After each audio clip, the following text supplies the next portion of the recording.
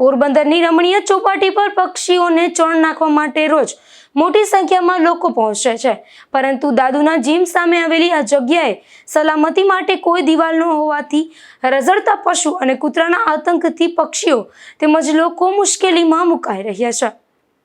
પોરબંદરની ચોપાટી પર દાદુના જીમ સામે આવેલી જગ્યાએ રોજ મોટી સંખ્યામાં સ્થાનિક તેમજ વિદેશી પક્ષીઓ ચણ ચણવા માટે આવે છે અને શહેરના અનેક લોકો પણ નિયમિત રીતે અહીં પક્ષીઓને ચણ નાખવા પહોંચે છે, પરંતુ આ સ્થળે સલામતી દિવાલનો અભાવ હોવાથી રઝળતા કૂતરાઓ પક્ષીઓ પર હુમલો કરી તેમનો શિકાર કરતા હોવાના બનાવો સામે આવી રહ્યા છે.